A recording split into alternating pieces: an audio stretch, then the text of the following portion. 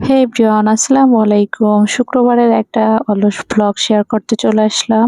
যেহেতু স্কুল বন্ধ তাই ঘুম থেকে দেরি করে ওঠা হয়েছে। তো ঘুম থেকে উঠে কি খাবো। আলিফের বাবাও যেহেতু বাসায় নাই, আমরা তিনজনই, তো ভাবলাম একটু নুডলস রান্না করি। তো এখানে অল্প কিছু চিকেন সিদ্ধ করে নিয়েছি। আলিফ আবার ডিম খেতে পছন্দ করে না, তো সেই জন্য ভাবলাম একটু চিকেনও দেই, যদিও ডিমও দিয়েছিলাম। পেঁয়াজ মরিচ ভেজে এক সাইড করে রেখে দিয়েছি। এখন হচ্ছে চিকেন দিয়ে একটু মশলা দিয়ে এটাকেও একটু ভেজে ভেজে নিব। আমি এখানে তেমন কোনো মশলা দেইনি, আর শুধু একটু গোলমরিচের গুঁড়া আর লবণ হলুদ দিয়ে চিকেনটাকে সিদ্ধ করে নিয়েছিলাম। এখন ছোট্ট করে একটা ডিম টুস করে ছেড়ে দিলাম। এখন ডিমটাকে একটু ঝুরি করে নিব। ডিম পোস্ট করতে গেলেই এভাবে একটু খোসা পড়বে। যাই হোক, ডিমের ঘূর্ণিঝড়টা শুরু হয়ে গেছে। এখন শুধু ডিম ঝুরি করার পালা। অন্যদিকে আমি কিন্তু নুডলস আর আলু কেটে তারপরে একসঙ্গে সিদ্ধ করে রেখেছিলাম। প্রথমে আমি আলুটাকে দিয়ে দিব, দিয়ে একটু ভাজা করব। এদিকে কিন্তু ক্ষুধায় পেটের ভিতরে চোচো করতেছে। মনে হচ্ছে খাবার খেলেই শান্তি। বাকি নুডলস গুলো এখন আমি দিয়ে দিব। এই ডিমটা একটু ভাজা হয়ে গেলে আর আলুটা একটু ভাজা হয়ে গেলে। এক প্যাকেট নুডলসই ছিল, সেটাই সিদ্ধ করে নিয়েছি। আরেক প্যাকেট থাকলে আরেকটাও দিতাম, কারণ ক্ষুধা লেগেছে অনেক। তারপরেও কিছু করার নাই, এক প্যাকেট নুডলস যেহেতু, এই জন্য আমি আলু একটা মিশিয়ে দিয়েছি যাতে একটু বেশি হয়। এখন টমেটো সস দিয়ে দিচ্ছি। আলিফ আয়রা দুজনই কিন্তু সস খেতে অনেক পছন্দ করে, আমিও পছন্দ করি।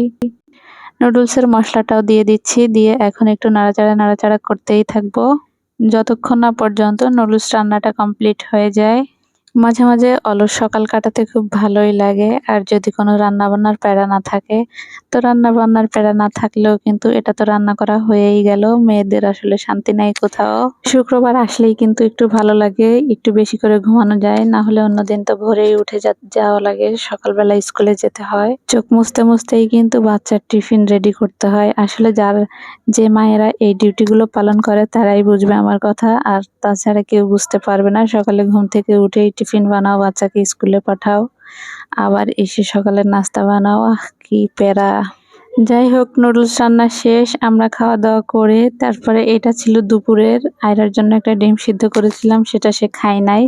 মন চাচ্ছিল হালকা পাতলা ঝোল করে বেগুনের তরকারি রান্না করে খাই। রুই মাছ দিয়ে রান্না করেছি। ডিমটা যেহেতু খায় নাই, ওটাও আমি একটু ভেজে তরকারির মধ্যে দিয়ে দিলাম। আর এটা হচ্ছে পেঁয়াজ রসুন আর জিরার বেরেস্তা দিয়ে আমি একটু ঝোল করে তরকারিটা রান্না করলাম। এখন মশলাটাকে আগেই ভেজে রেখেছিলাম, সেটাই পাটায় বেটে দিয়ে দিলাম। এখন আমার ঝোল রান্নাটাও রেডি। খুব বেশি রান্না বান্নার ঝামেলা করলাম না। আর হচ্ছে মাছ ভাজি করেছিলাম। এই ছিল আমার দুপুরের আয়োজনে। আপনার দুপুরের আয়োজনে নিশ্চয়ই আজ ভালো মন্দ হয়েছে। আমি কিন্তু আজ কোনো চিকেন বা পোলাও কিছুই করিনি। তো এটা ছিল সন্ধ্যায় মুড়ি মাখা। খেতে আজকের মতো বিদায় নিচ্ছি। আল্লাহ হাফেজ, টাটা।